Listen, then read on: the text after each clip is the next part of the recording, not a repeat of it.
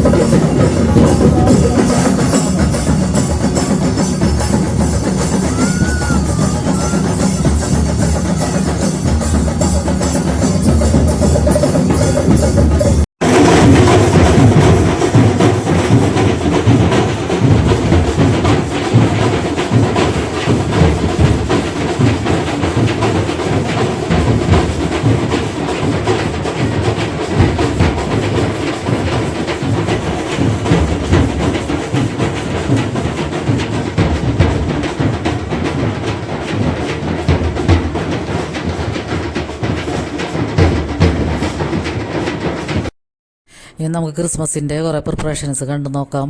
അപ്പോൾ ഇതൊക്കെ ഞാൻ ഈ വെളുത്തുള്ളിയും ചെറിയുള്ളിയൊക്കെ തലേ ദിവസം തന്നെ തൊണ്ടൊക്കെ കളഞ്ഞെടുത്ത് വെച്ചേക്കുന്നതാണ്. ഇഞ്ചിയൊക്കെ തൊലി കളഞ്ഞ് കഴുകി. പിന്നെ സവാള അരിഞ്ഞിട്ടുണ്ടായില്ല. സവാളയൊക്കെ പിറ്റേ ദിവസമാണ് ഞാൻ ക്ലീൻ ചെയ്ത് അരിഞ്ഞെടുക്കണത്. അപ്പോൾ വെളുത്തുള്ളിയും ചെറിയുള്ളിയൊക്കെ തൊണ്ട് കളഞ്ഞ് എടുത്ത് വെച്ചിട്ടുണ്ടായിരുന്നു. ഇഞ്ചി കഴുകി വെച്ചിട്ടുണ്ടായി.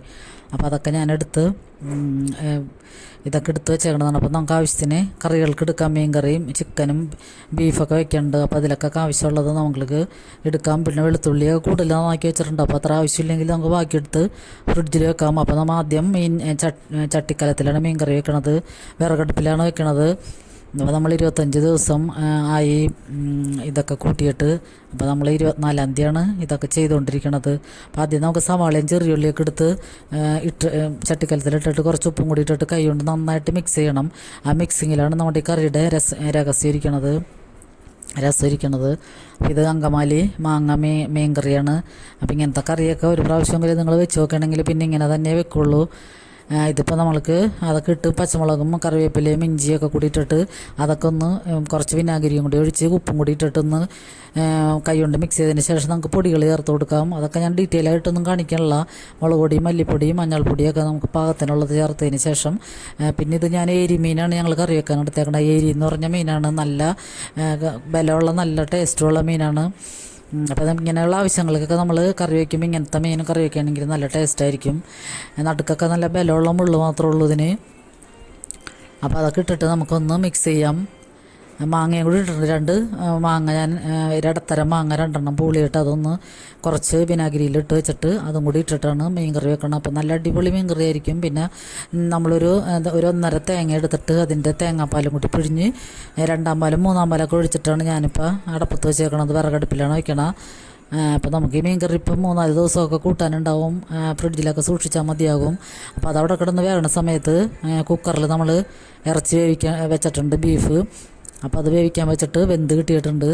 അപ്പോൾ അത് പച്ചമുളകും ഇഞ്ചി കറിവേപ്പിലയും ഉപ്പൊക്കെ ഇട്ടിട്ട് പൊടികൾ കുറേശ്ശെ പൊടികളിട്ട് അതും വേവിച്ച് വെച്ചിട്ടുണ്ട്. പിന്നെ ഇത് നമ്മുടെ മീൻകറി റെഡി ആയിട്ടുണ്ട്. തലപ്പാലൊക്കെ ഒഴിച്ച് ഉള്ളിയും കറിവേപ്പിലയൊക്കെ മൂപ്പിച്ചും കൂടി ഇട്ടേക്കണതാണ്. നല്ല സൂപ്പർ ടേസ്റ്റുള്ള നല്ല മീൻകറിയാണ്. അപ്പോൾ ഇത് നാളേക്ക് പിറ്റേ ദിവസം ആകുമ്പോൾ നല്ലോണം കുറുകി നല്ല അടിപൊളിയായിട്ടിരിക്കും. ഇത് നമുക്ക് ബീഫ് ഫ്രൈ ചെയ്യാനുള്ള സവാളയും ചെറിയ ഉള്ളിയും വെളുത്തുള്ളിയും കറിവേപ്പിലയും കൂടി ഇട്ടിട്ട് ഞാൻ മൊരിക്കുകയാണ്. പിന്നെ അതിൽ അധികം പൊടികളൊന്നും ഞാൻ ചേർക്കണില്ല. ബീഫ് വേവിച്ചപ്പോൾ കുറച്ച് പൊടികൾ ചേർത്തിട്ടുണ്ട്. പിന്നെ കുറച്ച് മസാലപ്പൊടിയും മുളക് പൊടിയും മാത്രം ഫ്രൈ ചെയ്യുമ്പോൾ ചേർക്കണുള്ളൂ. അപ്പോഴാണ് ഈ നമ്മളെ സവാളയൊക്കെ വെളിച്ചെണ്ണയിൽ മൊരിച്ചിട്ടുണ്ടതിൻ്റെ പ്രത്യേക ടേസ്റ്റ് വരുള്ളൂ. പിന്നെ ഞാൻ അതിൽ ബീഫിൽ കുക്കറിൽ വെച്ചപ്പോൾ കുറച്ച് ഗ്രേവി ബാക്കി വന്നിട്ടുണ്ടായി. അതിൽ കുറച്ച് ഇറച്ചിയും കൂടി എടുത്ത് മാറ്റി വെച്ചിട്ടുണ്ട്. അപ്പോൾ അതിൽ നമ്മൾ ഉരുളക്കിഴങ്ങും ക്യാരറ്റും കൂടി ഇട്ടിട്ട് വേവിച്ചിട്ട് സ്റ്റൂവും കൂടി ഉണ്ടാക്കുന്നുണ്ട്. ഇത് നമുക്ക് ചിക്കൻ കറി വയ്ക്കാനുള്ള ഈ ഉരുളിയിൽ ആദ്യം തന്നെ ഞാൻ സവാള ഒന്ന് വഴറ്റിയെടുത്ത് മാറ്റി വെക്കുന്നുണ്ട്. പിന്നെ നമുക്ക് ആ വെളിച്ചെണ്ണയിൽ തന്നെ ചിക്കനൊന്ന് വറുത്തെടുക്കാം. ഒരു പകുതി മുക്കാൽ വറവായാൽ മതി.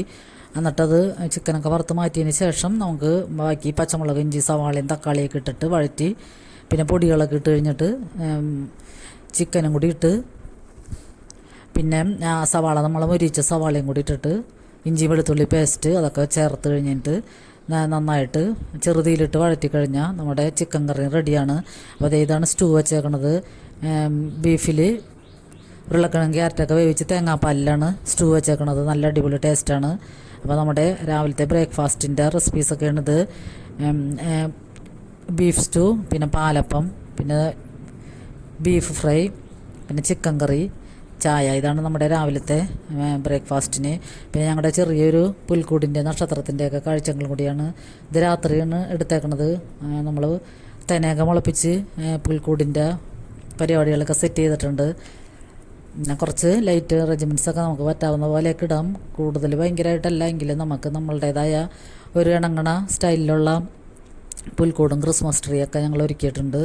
അപ്പോൾ അതിൻ്റെ കാഴ്ചകളും കൂടി നിങ്ങളെ കാണിക്കണം. അപ്പോൾ ഇതൊക്കെ കണ്ടിട്ട് ആസ്വദിച്ച് എല്ലാവരും ഒന്ന് സപ്പോർട്ട് ചെയ്യാൻ മറക്കരുത്. ലൈക്ക് ചെയ്യാനും കമൻറ്റ് ചെയ്യാനൊന്നും ആരും മറന്നു പോകരുത്. അപ്പോൾ നമ്മുടെ പുൽക്കൂട്ടിൻ്റെയും നക്ഷത്രത്തിൻ്റെയൊക്കെ രാത്രി കാഴ്ചയാണിത്. അപ്പോൾ ഞാൻ കുറച്ച് തെനയൊക്കെ മുളപ്പിച്ചിട്ടുണ്ടായിരുന്നു. അപ്പോൾ അത് പാടം പോലെയൊക്കെ ഞങ്ങളെ യൂണിറ്റിൽ മത്സരമൊക്കെ ഉണ്ടായിരുന്നു. ഇത്തവണ മത്സരത്തിനൊന്നും ചേർന്നില്ല. കൂടുതൽ ചെറിയ വീടുകളും അതും ഇതൊക്കെ ഉണ്ടാക്കി വെക്കണം. അതിനൊന്നും സമയം കിട്ടിയില്ലായിരുന്നു. അതായത് പകൽ പുൽക്കൂട്ടിൻ്റെ കാഴ്ചയാണിത്. അപ്പോൾ എല്ലാവർക്കും ഈ വീഡിയോ ഒക്കെ കണ്ട് ഇഷ്ടമായിട്ടുണ്ടെന്ന് കരുതുന്നു. അപ്പോൾ സബ്സ്ക്രൈബ് ചെയ്ത കാണുന്ന കൂട്ടുകാരുണ്ടെങ്കിൽ പ്ലീസ് ഒന്ന് സബ്സ്ക്രൈബ് ചെയ്ത് സപ്പോർട്ട് ചെയ്യണേ. അപ്പോൾ നിങ്ങളുടെയൊക്കെ ഇത്തരം വീഡിയോകളൊക്കെ കാണാൻ കാത്തിരിക്കുകയാണ്. അപ്പോൾ എല്ലാവർക്കും ഒരുപാട് നന്ദി.